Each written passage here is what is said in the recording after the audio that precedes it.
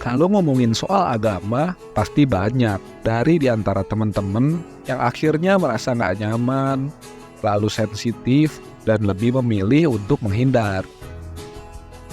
Ada sebuah kritik hebat dan cukup keras dari seorang filsuf terkenal bernama Friedrich Nietzsche, lewat bukunya yang berjudul The Use and Abuse of History. Friedrich Nietzsche sendiri kemungkinannya tidak mengingkari adanya Tuhan. Yang dikritik Nietzsche adalah sistem keberagamaannya, ajarannya yang disebut dengan agama. Bahkan dapat dibilang membenci apa yang disebut dengan agama. Dalam pandangan Nietzsche, setiap manusia itu memiliki apa yang disebut dengan horizon moral. Sebuah sistem moral yang menjadi landasan bagaimana caranya hidup dan memandang apa itu baik dan benar dan apa itu buruk dan salah. Nilai-nilai tersebut menurut Nietzsche adalah orang-orang besar yang menciptakannya dan akhirnya melemahkan peradaban, merusak moral yang sudah ada dan membelenggu setiap manusia lewat aturan-aturan yang dianggap absolut. Disebut oleh Nietzsche, orang-orang besar seperti Plato, John Locke, Hegel, Buddha, Jefferson, Yesus. Biasanya ada jokes dari guru ngaji yang membawakan kajian soal Nietzsche ini. Untung gak nyebut Muhammad katanya tuh. Kalau enggak udah banyak yang demo. Tapi memang kajian soal filsafat yang ngebahas Nietzsche ini biasanya teman-teman di Muslim yang belajar dan dikaji jadi materi pengajian. Kalau di Kristen itu jarang, mungkin hampir gak ada yang bahas. Entah gak peduli atau emang cuma ada di kalangan tertentu aja. Oke, lanjut. Jadi, kembali menurut Nietzsche, sebelum orang-orang besar ini menemukan atau membawa ajarannya di zaman dulu, kehidupan manusia itu memiliki aturan yang lebih natural dan sederhana, di mana makhluk hidup yang lebih kuat akan berdiri di atas makhluk hidup lain yang lebih lemah. Ini adalah sifat alamiah kehidupan. Yang kuat itu boleh menindas yang lemah. Namanya kompetisi, ya wajar, ada yang menang dan kalah. Kalau nggak mau kalah, ya jangan lemah, jadilah kuat. Justru itulah yang sejatinya aturan moral. Tapi datanglah orang-orang besar yang membulak-balikan hukum, menjatuhkan moral, dan akhirnya menghambat kemajuan dari peradaban manusia. Contohnya, bangsa Romawi yang sebelum memeluk agama Kristen, mereka bisa menaklukkan banyak bangsa lain. Ketika memeluk agama, tiba-tiba ada aturan yang absolut, gak bisa dipertanyakan, dan dipercaya berasal dari Tuhan, transenden. Yang kuat jadi dibatasi, dilarang menindas yang lemah, malah jadi harus melindungi yang lemah. Kok bisa tiba-tiba ada larangan, gak boleh ini, gak boleh itu, ada yang haram, ada yang halal, dan sifatnya sakral. Banyak juga contoh bangsa-bangsa lain yang hancur dan menjadi terbelakang akibat dari belenggu yang dibawa oleh ajaran agama ini. Manusia itu jadi punya mental seperti budak yang seharusnya bisa independen, percaya diri, malah disuruh untuk rendah diri. Kalau gagal, tidak mampu, malah disuruh ikhlas dan menerima. Akhirnya, ajaran ini menjadikan pemeluknya itu menjadi orang biasa, yang seharusnya bisa jadi pemenang karena mampu, malah dibilang gak boleh menang dan harus menolong orang-orang yang kurang mampu. Kalau tuan itu, mentalnya makan ya makan aja. Kalau budak gak bisa makan sebelum tuannya makan. Hidupnya itu sibuk untuk mikirin orang lain, menjadi pelayan. Sama seperti agama itu yang malah mengajarkan untuk peduli kepada orang lain, menolong yang kurang beruntung, gak boleh bersikap egois, melayani masyarakat lemah. Itu namanya hidup dengan mental budak, kata Nietzsche. Nilai benar dan salah itu kita sendiri yang menentukan. Hidup itu nggak punya makna sebelum kita memberikan makna kepada kehidupan itu sendiri.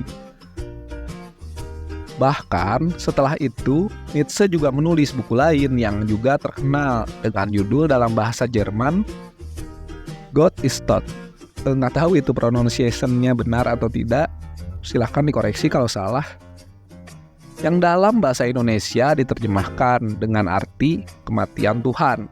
Dalam bukunya, Nietzsche menuliskan bahwa Tuhan itu sesungguhnya sudah mati dan kita sendirilah yang membunuhnya. Bukunya sudah ada yang terjemahan bahasa Indonesia kalau teman-teman penasaran, ingin tahu lebih lengkapnya. Nah, itu semua pendapat Nietzsche perihal pandangannya menilai ajaran agama. Menurut teman-teman sendiri gimana nih? Apakah setuju atau menolak, kesal? Tapi sebelum itu, kita coba hubungkan dulu di kondisi saat ini yang akan kita lihat tentunya melalui data tentang hubungannya agama mempengaruhi kemajuan dari suatu bangsa atau sebuah negara. Dan bukan hanya tentang kemajuan di finansial, sains, atau teknologi saja, tapi perihal moral.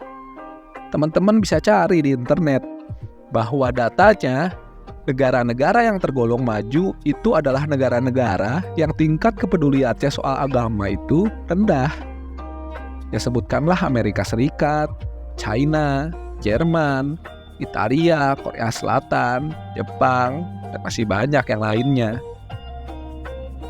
Sedangkan negara dengan masyarakatnya yang sangat peduli dengan agamanya, yang religius, adalah negara-negara yang lebih terbelakang, yang lebih banyak kasus kriminalnya, banyak konflik dan kemiskinan yang merajalela. Negara seperti Meksiko misalnya adalah negara penganut Katolik yang sangat religius. Tapi kita tahu bahwa kejahatan mafia, kemiskinan, kartel-kartel narkoba berjaya di negara tersebut. Negara India di mana banyak penduduknya adalah para penganut Hindu yang taat, tapi juga menjadi negara dengan banyak kasus pemerkosaan, penculikan, perdagangan manusia. Negara-negara di Timur Tengah yang bukan saja pemeluk Muslim yang taat, bahkan sampai memasukkan agama ke dalam aturan-aturan kenegaraan mereka. Tapi kita tahu juga terjadi banyak konflik, jadi banyak peperangan, pembunuhan, kekerasan di mana-mana. Di sini kita bisa lihat bahwa ternyata negara-negara yang tidak peduli dengan agama adalah negara-negara yang maju. Sedangkan negara yang taat pada agama adalah negara-negara yang jauh dari kemajuan dan nilai moralnya malah merosot. Nah, apakah itu berarti apa yang dikatakan oleh Nietzsche itu benar? Bahwa ajaran agama itu ternyata malah menghambat kemajuan dan mendegradasi moral. Coba gimana menurut teman-teman? Apakah kita sebagai umat beragama harus menjawabnya dengan jawaban seperti ya nggak apa-apalah, toh ini semua cuma sementara. Semua yang ada di dunia itu nggak akan kita bawa mati. Lebih baik bersyukur aja. Apa-apa kalah, nggak apa-apa miskin. Yang penting itu perkara di akhirat nanti. Apakah harus seperti itu? Ini bukan bertujuan untuk menggiring opini teman-teman untuk jadi ateis dan membenarkan logikanya Nietzsche ya. Kalau apa yang disebut Nietzsche tidak kita setujui, lalu kenapa kok datanya bisa sama? Seperti apa yang dikritik dan disampaikan oleh Nietzsche lewat bukunya. Jadi gini teman-teman, sebenarnya dari dulu kenapa hal seperti ini berulang-ulang terjadi? Itu bukan perihal agama dan ajarannya yang menyebabkan semua ini, tapi kaitannya dalam perihal agama yang sangat luas dan menjadikannya sulit terukur dan terdefinisi, menimbulkan kesalahpahaman di benak orang-orang dalam memahami dan menerjemahkan inti dan poin dari ajaran agamanya masing-masing. Contoh, misal, yang Kristen sibuk memperjuangkan doktrin yang berbeda-beda di setiap aliran, lebih mengedepankan identitas komunalnya daripada ajarannya. Yang Muslim sibuk menghafal daripada mencoba memahami. Sudah menghafal-hafal dan terus bertengkar karena perbedaan mazhab, tata cara, dan pandangan hukum yang berbeda-beda. Yang Buddha dan Hindu lebih sibuk dengan ritual-ritual kebudayaan yang turun-temurun daripada pemahaman maknanya secara spiritual. Agama yang tidak disebutkan ya kurang lebih sama, terjebak pada hal-hal teknis, menempatkan keegoisan dan emosional dalam menganut suatu ajaran. Ada orang berantem, bunuh-bunuhan, rumah ibadah dibakar, saling ribut dengan alasan yang tidak jelas, persekusi, dan sebagainya. Terus mengaku semua yang mereka lakukan adalah untuk membela agamanya dengan melakukan tindakan tercela seperti yang disebutkan tadi. Itulah yang terjadi ketika menempatkan ego dan emosi sebagai dasar landasan dalam beragama. Udah jelas gak boleh merusak rumah ibadah agama lain, sesama manusia harus saling menyayangi, sikap saling menghormati, itu gak dilakukan sama si orang-orang bebal ini. Dengan dalih ingin menegakkan kebenaran, caranya melanggar. Dari situ kan sudah gak relevan. Saling mengkafir-kafirkan. Orang-orang kocak ini yang dilihat Nietzsche pada zaman dulu. Referensinya adalah orang-orang yang gagal paham soal ajaran agamanya, akhirnya menimbulkan opini yang sesat pikir juga. Maka itu, semua agama itu bilang untuk berakal, berilmu, berpikir, pakai logika untuk menjadi dasar. Yang berlogika dengan logikanya Nietzsche itu salah paham, salah mengerti, kecewa sama kelakuan orang-orang yang memanfaatkan agama untuk kepentingan, melihat dan mengambil contoh referensi yang salah, terus yang disalahkan adalah agamanya. Dan tidak jauh lebih baik adalah orang-orang yang beragama gak pakai akal, malah pakai emosi dan keegoisan, menolak segala ilmu pengetahuan, bukan lagi menghancurkan diri sendiri, bangsa sendiri, atau negara sendiri, tapi juga menghancurkan agamanya sendiri. Sudah mah banyak blundernya, bukannya memperbaiki malah bertengkar, memperebutkan siapa yang paling benar. Bukankah kita semua itu masih memeluk agama karena banyak perkara yang masih belum kita pahami di dunia, yang seharusnya ajaran agama itu menjadi obat untuk jiwa mendapatkan kedamaian. Agama sendiri kan manusia yang menciptakannya lewat persepsi, guna memahami apa yang tidak bisa kita pahami di dunia ini, agar menjadi panduan untuk hidup dan membuat kita paham tentang cinta kasih dan alam semesta agar tidak terjadi kekacauan. Lagian, di setiap agama ada ajaran untuk berlomba-lomba dalam hal kebaikan, agar dimenangkan oleh teladan dan kebaikan kita sebagai manusia, agar menjadi contoh bagi manusia lain dalam tindak tanduk berperilaku di masa kita sedang hidup. Dan di masing-masing agama juga sama-sama melarang hal-hal seperti kebencian, egois, merendahkan, sampai merugikan orang lain. Begitu kan? Makanya jangan ngaco deh. Toh biasanya yang diperdebatkan juga hal yang dangkal, yang berupa persepsi yang berbeda padahal intinya sama. Kayak contoh sederhananya, berdebat soal apa itu podcast. Yang satu menjawab audio yang direkam, yang satu menjawab orang yang bermonolog, atau dialog yang bisa kita dengarkan melalui berbagai platform. Terus berantem mana yang paling benar, padahal kan sama aja intinya. Kecacatan logika berpikir semacam itu dapat terjadi karena kita gak mau belajar hal-hal lain selain yang kita suka.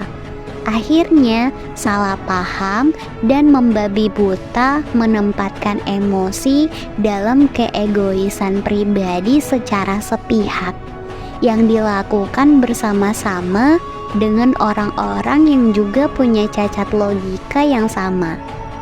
Orang yang cacat logika menjadikan jumlah sebagai legitimasi atas klaim kebenarannya sebagai validasi. Ya, akhirnya kalau ada di antara yang dengar atau yang nonton ini masih ngotot dirinya lah yang memegang kepercayaan atau ajaran yang paling benar, silahkan buktikan lewat keteladanan dan manfaat ilmu yang teman-teman bisa berikan ke masyarakat. Siapa tahu jadi manfaat. Bukan dengan marah-marah, berdebat yang hasilnya juga nihil, dan omong kosong belaka. Apalagi sampai menjelekkan kepercayaan orang lain.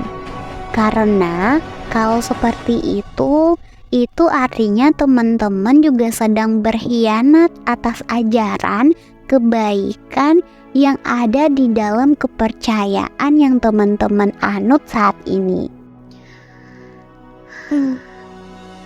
Sekian dan terima kasih. Kabur.